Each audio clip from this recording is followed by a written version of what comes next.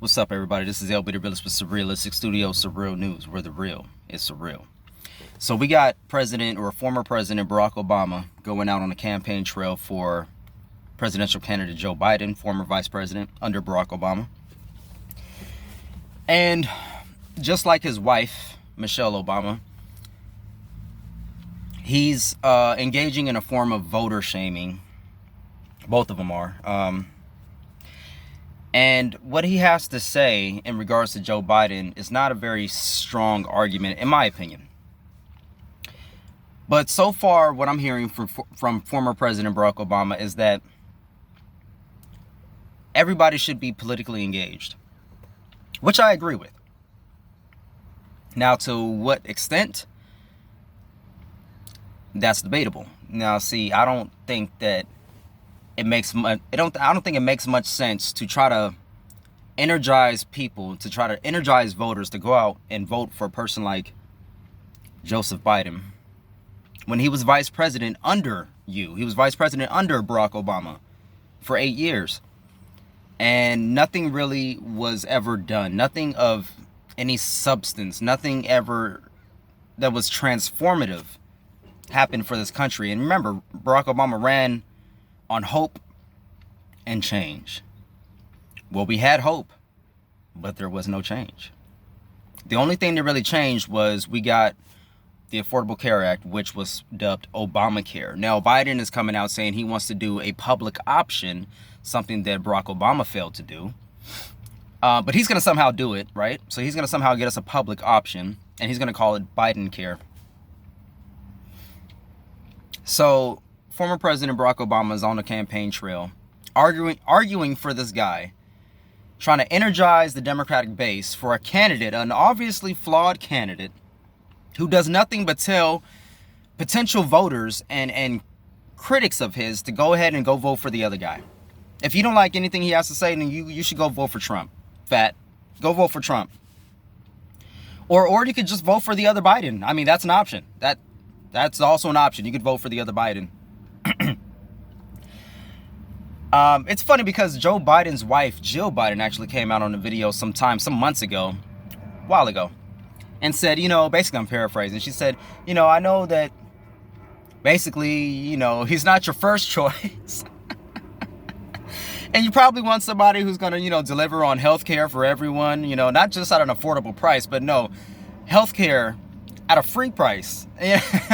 Healthcare at the point of service, like, just no middleman, no bull crap, no nonsense, no red tape, just sick help, like in the John Q movie, like Kyle Kalinske says on Secular Talk, you get sick, you get help. That's it. There is no middleman. But, Joe Biden came out and said, I know you guys want somebody who's really strong on all of your progressive ideals and issues, but, Trump. Therefore, you must vote for my husband Joe. You gotta vote for Joe Biden because he's not the best candidate, but he's what we got.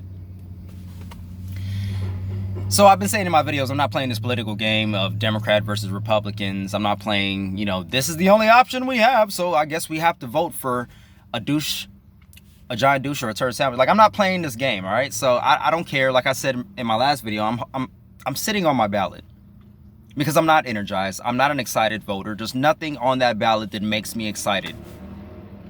Nothing. As far as the presidency, as far as nothing. Nothing. There's no point in me voting for somebody who never really does any hardcore,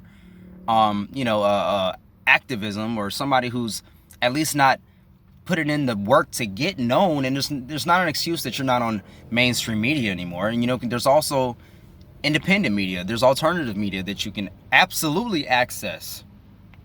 All you need to do is raise your hand and say you want to. All right? I mean, the internet is out here.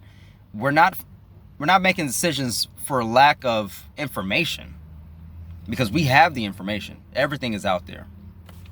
But I can't seem to vote for somebody who hasn't really done anything, and you just only hear about them as soon as they want to run for president.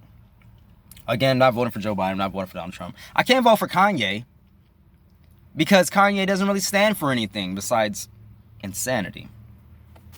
And don't get me wrong, Kanye has some ideas where I agree with him. I'm like, yeah, you got that right. You got that right. But honestly, I can't vote for new Kanye. I can vote for old Kanye, through the wire Kanye, college dropout Kanye, George Bush doesn't care about black people Kanye. I can vote for that guy. I can vote for that guy. This new one though, nah, it's a little iffy. So, can't do it. Can't do it. Plus, I know that he just stumps for Trump. Why would I vote for a candidate who really is a Trump supporter? Why would I vote for somebody as my leader when you're still following? You're still following somebody else who's also running for president. So you're the follower of the person who's already president and still running for president for another 4 years, but you're also going to run for president, but you follow the president. Doesn't make any sense to me. So that's out the window. So I'm really just sitting on my ballot, folks. And we have Barack Obama coming out here and basically saying that, we have to be politically engaged. We have to be politically engaged because what? Because what? What actually happens? What actually gets done by being politically engaged? We were politically engaged in 2016 when Hillary Clinton won the popular vote. I didn't vote for Hillary Clinton, but she did in fact win the popular vote. She won the vote of the people, and the Electoral College still gave it to Donald Trump. So is this the time now when we're really done? 4 years of Donald Trump was really enough and we're done? Or are we still going to continue to go through these same motions? I don't know. You guys tell me in the comment section below. Like this video, share, comment, share, and subscribe to this channel so I can keep bringing you videos. We keep having these discussions because I'm really dumbfounded right now. I really don't understand how Michelle can come out and voter shame folks and try to make it as though, you don't understand that, that black people died in this country for your right to vote. And, it seems as though that it's kind of disrespectful to say that because I'm pretty sure they didn't die for my right to vote for who you want me to vote for.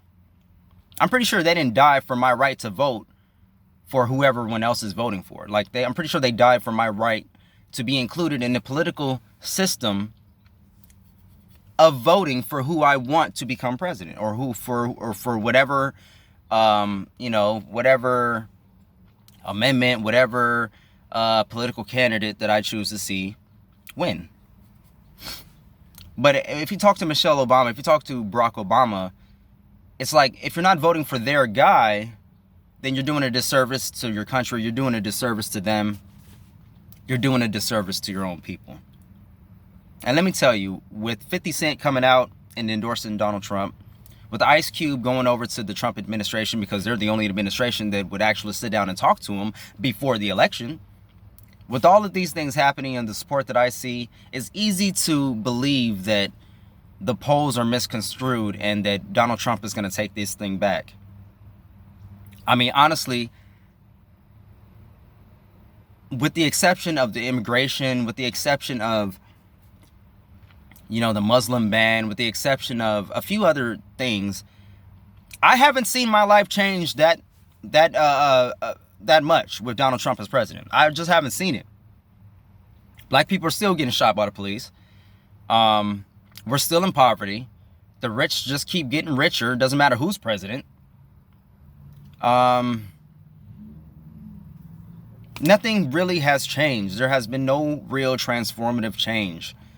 There hasn't been anything that the Supreme Court has ruled on that they totally overturned. And a lot of people are saying that the Supreme Court is not as important as people would like you to believe it is. Because at the end of the day, they're not going to overturn something that has already been decided and go against the will of the people. Now, I only halfway believe that, but they got a good point. Because there hasn't been anything that's happened with the Supreme Court that's been that transformative, or that's really set us back in any kind of way. We were already being set back with a lot of other things like net neutrality, and the NSA spying. We just keep getting set back and more back and more back. But It really doesn't matter who's in charge, who's president, if the same things keep happening. So again, Barack, Mr. Obama, Mr. former president, why are you on our coattails about voting for your guy that's promising all this so-called change, even though he told Wall Street nothing's going to fundamentally change? Why are you on our backs about voting for this guy who says he's going to change stuff, but you couldn't even change anything for the better, for the people? He's got a vice presidential candidate right now named Kamala Harris, who laughed when she was asked about legalizing marijuana, who sat on evidence to try to keep people incarcerated because she liked the money that she got from keeping and the free labor that she gets, that the state gets, that the country gets from having these people in slavery, locked up. You know, she's telling people that, you know, she's not going to do anything specifically for black people. And at the same time, Donald Trump is giving a rally today talking to Native Americans, talking about everything he's going to do for the Native American people.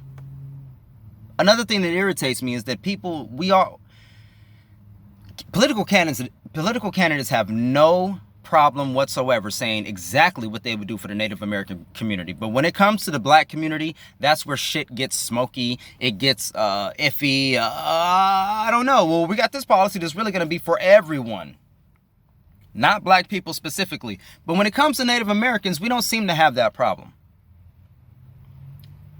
When it comes to Native Americans, it seems as though they get to be their own people. But black people, we're not our own people.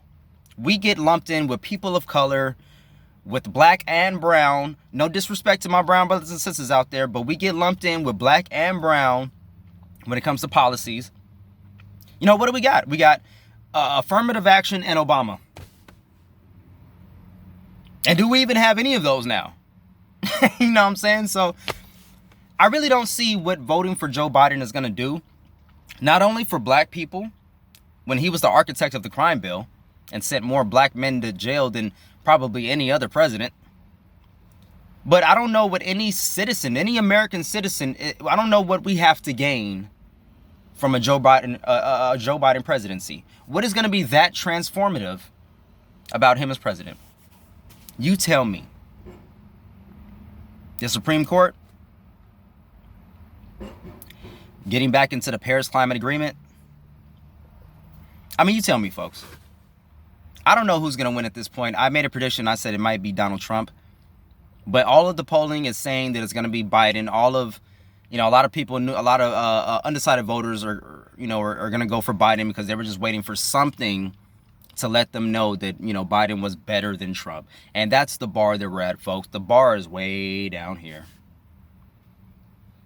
where most of the voters care more about getting rid of Donald Trump than they do about the actual policies of their political candidate of choice. It's a very sad year, 2020. Very much so. But I can't wait until it's over. I can't wait until 2020 is over. I can't wait until this election is over. I can't wait until it's all over. I just want to move on. I want to progress. I want to get past this year of nonsense that we find ourselves in. So let me know what you guys think in the comment section below. Like I said before, like, comment, share, and subscribe. Love, peace, and light. Until next time, folks, be good. I'm out.